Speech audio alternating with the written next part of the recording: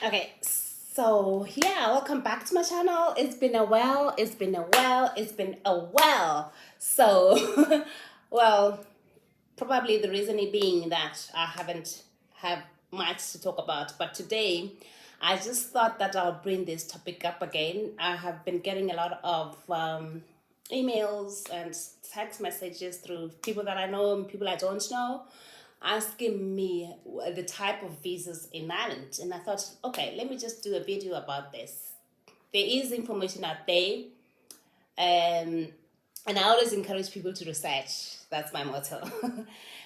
So now, I'm looking at a website in Ireland called Information Citizenship. Oh, yeah, I think it is called, citizeninformation.ie. It has all the information that you could possibly need if you want to relocate to Ireland. So right now, I know there's two type of visas that you can apply for. It's really warm today, so I'm sweating a lot. Anyway, that doesn't matter. So there is the long term stay if you want to live more than 3 months in Ireland, and then there's the short term stay if you want to live more than 3 months in Ireland. So in that category, they would have a different types. There's a there's they would call them stamp one, stamp two, stamp three, and on and on and on. So I'm gonna break them down for you so that you can understand if you're traveling to Ireland. First of all, it depends on which country you are from.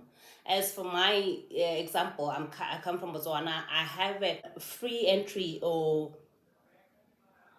a visa on request, what you can request for a visa when you arrive in Ireland. So you can come in as a tourist and then request for a visa when you arrive at the airport. So that's the okay. So the visa on arrival one is, I think they grant you for about 3 months, and then it's more like a tourist visa. So they expect you to have booked your hotels. They expect you to have financial resources that you can maintain yourself while you're in Ireland for the 3 months that they give to you. So that's all I know. I haven't really used it. I have family members coming in to visit on that particular visa on arrival. Okay, so I'm gonna talk about the most requested one, which is a student visa. I think I must have talked about this before. So this one, they expect you to have a letter from the college or this university that you applied for. And then with that letter, they want a proof of that you have paid your fees. So, and then they expect you to have pocket money, which is, I think it's about 3,000 euro. I'm not sure about that. So you need to make your research. So, and then you have to have what else? You have to have accommodation proof that you have accommodation where you can live. And then when you arrive at the airport, they will give you a stamp, which is a 90-day stamps. And within that 90 days, they expect you to have applied for the visa, for the student visa, which is called a stamp 2. So with that, there is insurance, there is you have make payment to the immigration. It's about 300 euro. When I arrived, it was at about 150, I think. So now it's about 300 euro on that student visa, and they expect you to go to college. If you don't go to college, they can seize that visa, and we can go back to where you came from. So yeah, that's it. Okay, so now there are the two types. There are the visa requirement country and non-visa requirement country.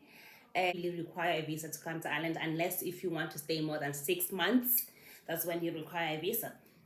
So with the non-visa requirement, you need to apply for that visa in your country. We can get online and make an application, and then your approval is done through that service. Okay, so there's this one that I also want to highlight. When you have applied for a stamp 2 visa and you did your studies, and I think within 3, 4, 5 years of your studies, and you graduated, they do give you an opportunity to actually apply for what they call a graduation visa or a stamp 1G. So this visa actually allows you to look for a job after you finish your study. So they expect you to have looked to find a job within, I think it's about 2 years of that. But so what they do is they give you a 1 year visa, which you will have to pay for, which is about €300. And then the next year you will have to have proof that you have been looking for a job, you have been applying, whether it's through emails or anything like that. And then if you haven't found a job then, and then you can renew it for I think it's about 2 years on that kind of a visa. So this visa, it's only specifically for people that have finished their studies and they still want to remain in Ireland, but they are looking for a job, specifically for what they might have been studying for in Ireland. So they give you an opportunity to actually find a job after you have graduated. Okay, so with the 1G visa, which is more like a graduation visa, and it happens that you actually find a job within that 1 year of being on that visa, your employer will have to make an application for you. They will have to pay for the cost. They will have to have an application form submitted on your behalf. There's a job, they need to see the job description of why they want to keep you in. So usually this kind of a 1G visa, it's for critical jobs, jobs that are actually needed in Ireland, whether you are a doctor or a technician, which is IT. They can sponsor you on that particular, they can transition you from that 1G to actually having a work permit in Ireland. So there is a cost, I think it's about €1,000. And then, okay, so now on the same token, with work permits or with work visa, you can apply for whether it's critical skills or it's just general work. So with the critical skills, it's either you're a doctor or you are IT, or you are, mostly it's healthcare workers that they need, and the IT industry. So and a lot more. So so you can actually, with this visa, it allows you to bring your family in, and they can be allowed to actually work as well on a G1 visa. So you can bring whether your spouse or your kids as well, and they will be allowed in straight away.